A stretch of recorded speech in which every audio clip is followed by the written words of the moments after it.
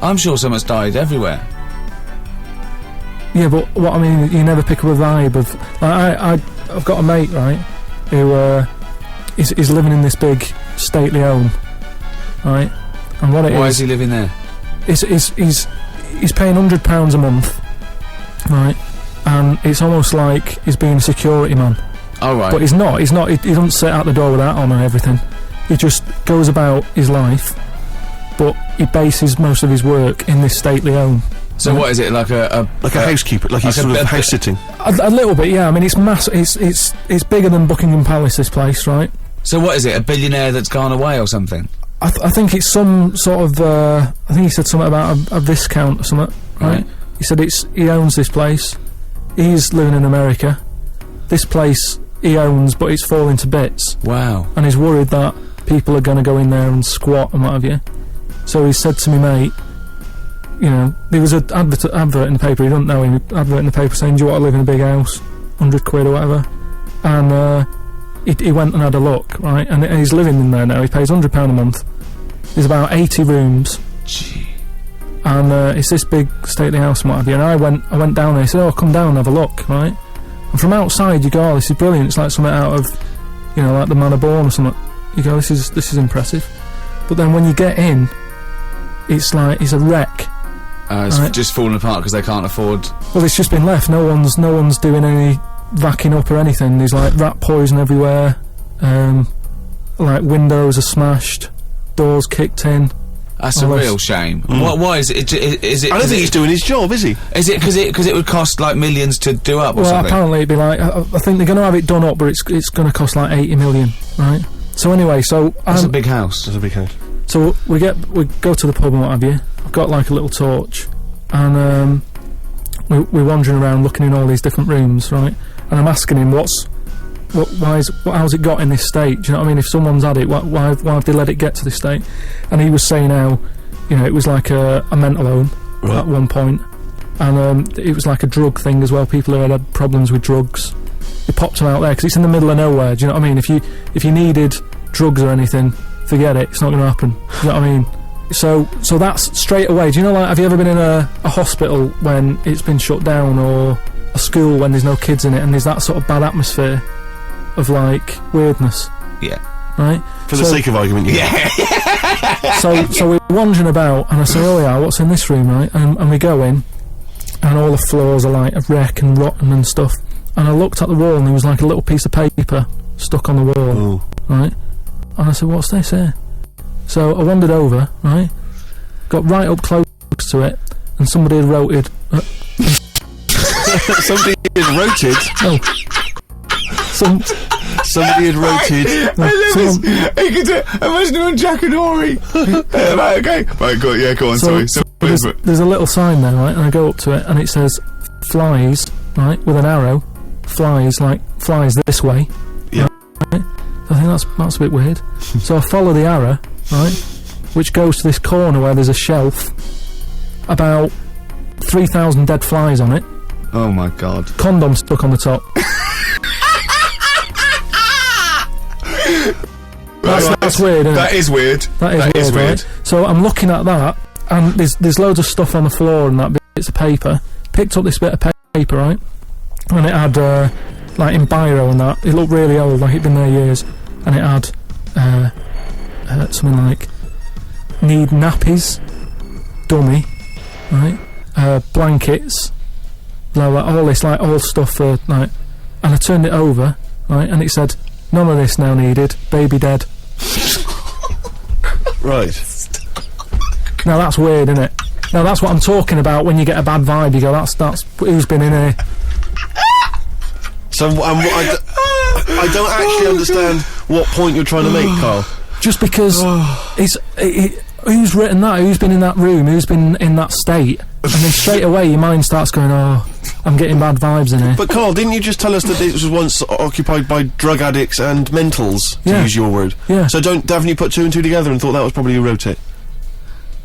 That doesn't mean it's paranormal or ghostly. You walk into a building, it's a big, terrifying, empty house. It's terrifying in as much as it's cold and dark and drafty and a little bit spooky in this sort of illustrative sense. And insecure. Yeah, you're a bit nervous because it's got this sort of, its bad vibe. It's just based on the fact that your mate's in charge.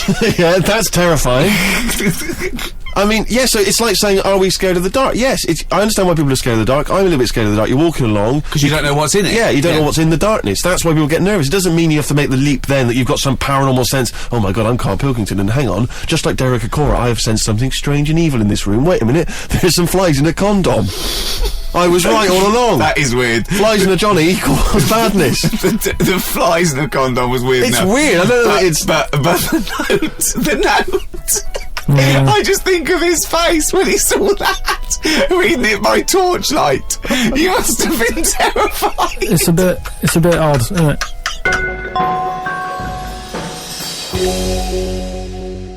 Thank you very much indeed for listening. If you'd like to get in touch with us, either myself or Ricky, or you've got something to send to Carl, then you can email us at podcast@rickygervais.com.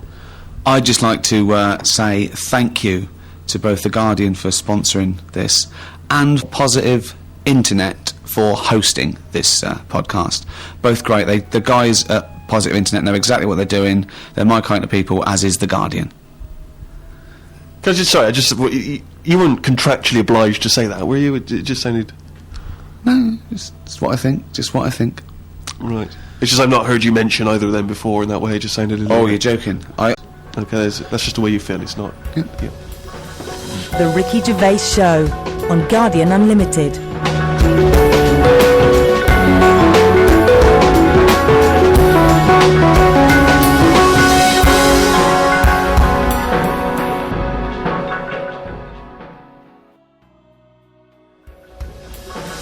The Ricky Gervais Show on Guardian Unlimited.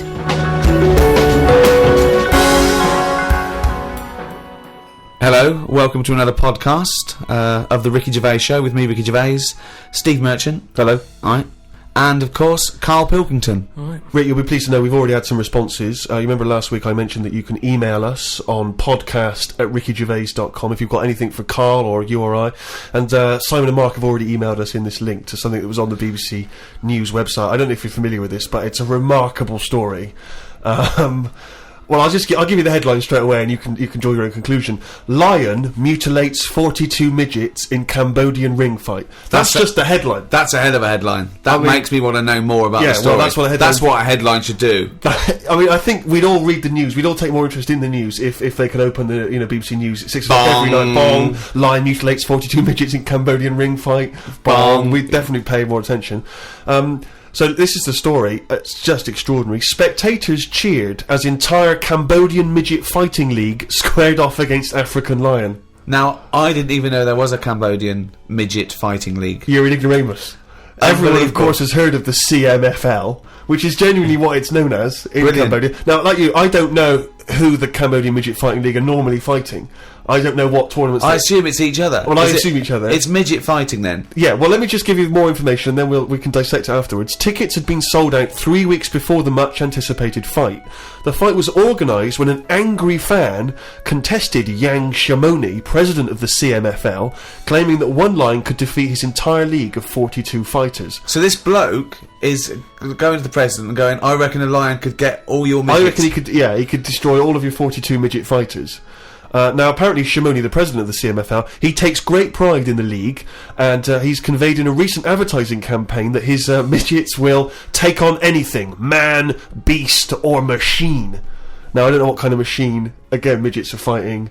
But don't the midgets have a say in this? A washing machine. I don't know. The midgets going, alright, keep it down. No, they won't fight anything. Well, we won't fight anything. We'll fight each other. We're sort of like equally matched. No, you'll fight a beast or a machine. No, I'll fight another midget. I will fight any midget. Is what. When I said I'll take on anything, I meant another midget. Machines. So this bloke goes, I reckon a lion could take on your midgets. He goes, rubbish. Yes. And that is why an African lion was shipped in especially for the event, which took place a couple of Saturdays ago, in the city's Colosseum. I mean, they've got a Colosseum, Rick, which is already brilliant. So hold on, this is sanctioned by the the city? Well, the Cambodian government allowed the fight to take place under the condition that they receive a 50% commission on each ticket sold, and that no cameras would be allowed in the arena. We'll take 50%, but for dignity's sake, there's no cameers. We don't want to make this into a. We don't want to make this into a into a spectacle. Yeah. No. It's just lion versus midget. But exactly. Well, 42. Never forget there was 42 midgets. Now this is the tragedy element, and this is why we shouldn't be laughing, because the fight was ended. Don't tell me the lion gets hurt. Well, the fight was ended, Rick, after only 12 minutes, after which 28 of the midget fighters were declared dead. Right. While the other 14 suffered severe injuries, including broken bones, lost limbs, and they were basically unable to fight. But the lion wasn't hurt? It would have seemed that the lion was okay. Oh, good. Because the lion had no choice in this. No. See, that's I love it when a human takes on a beast and comes unstuck. Because that lion was scared and defending itself. Those little midgets were loving it. They wanted to go in. What do you mean they were loving it? You don't know that. Well, why would they do it? Well, what I find out... Well, I worried, you see, I don't know the ins and outs of this. I wonder if they were fighting against their will. I got the horrible feeling, because with all due respect to any midgets listening, they must be fairly easy to round up.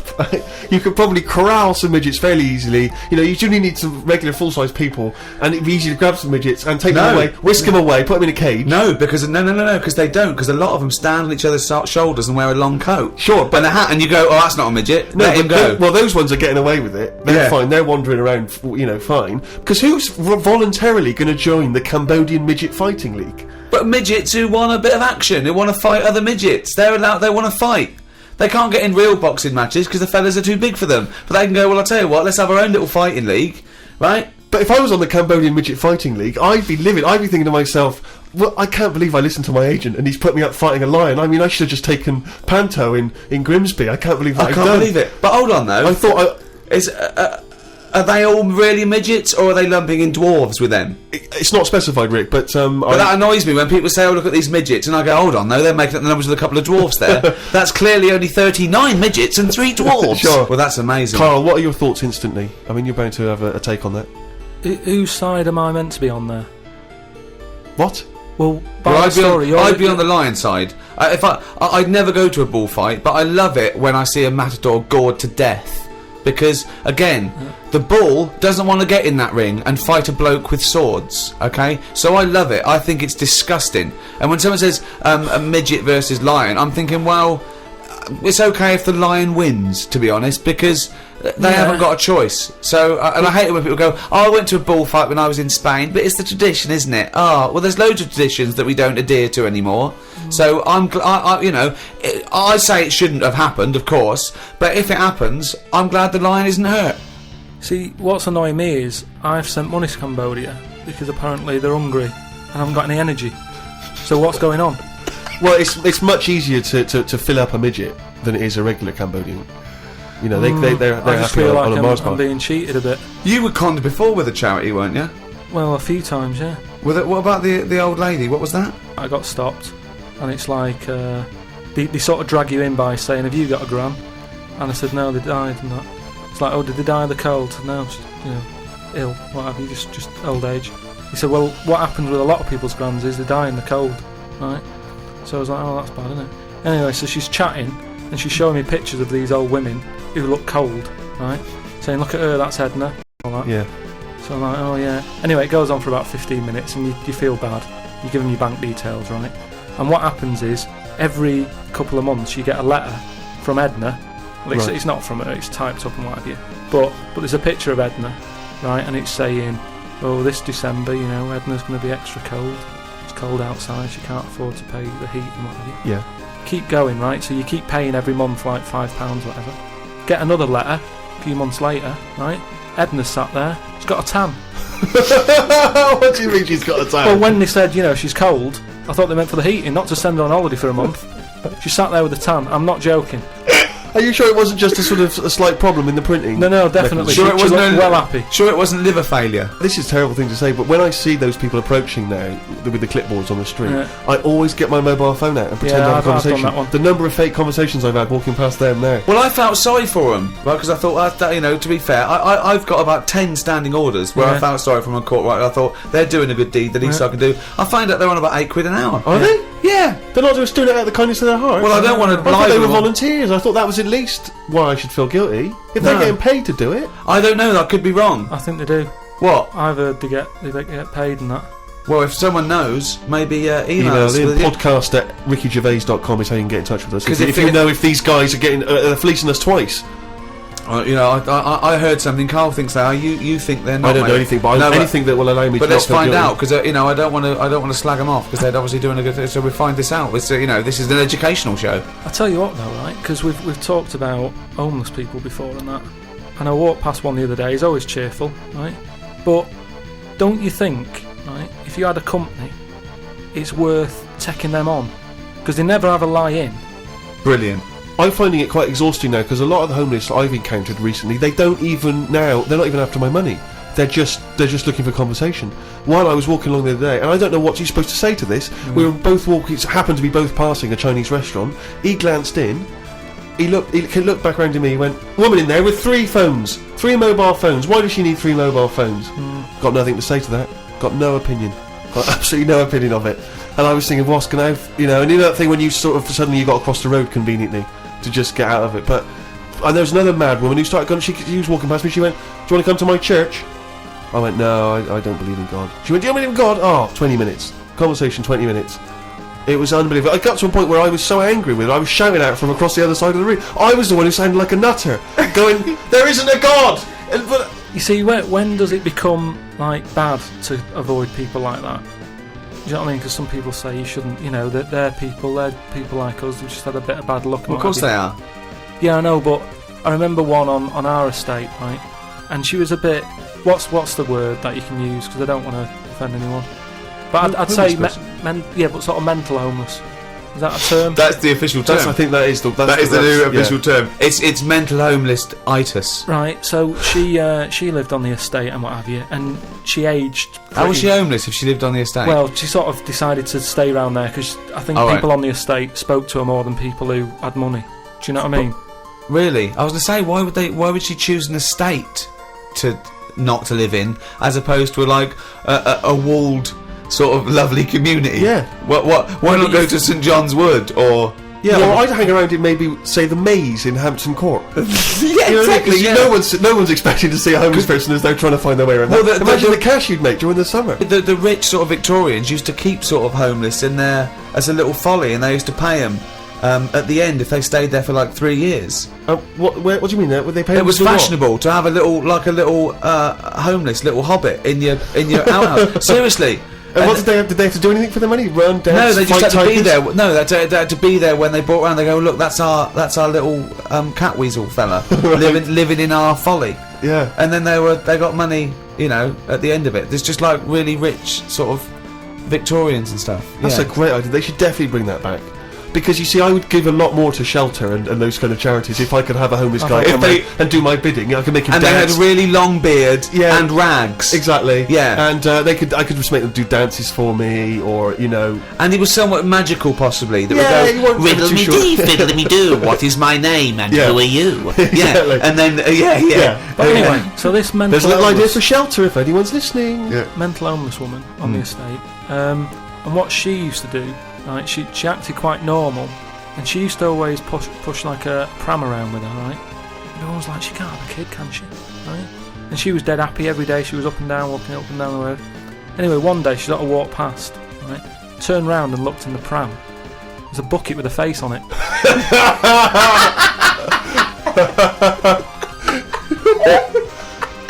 The Ricky Gervais Show on Guardian Unlimited. Rick, we've had an email here from a bloke. I think you're going to respect him, because I think you can tell straight away from his name that he's the kind of guy you'd want to hang out with. Go on. I know how much you love fun people. Yeah. Well, Paul, and he's calling himself this, Paul the Party Animal Parker.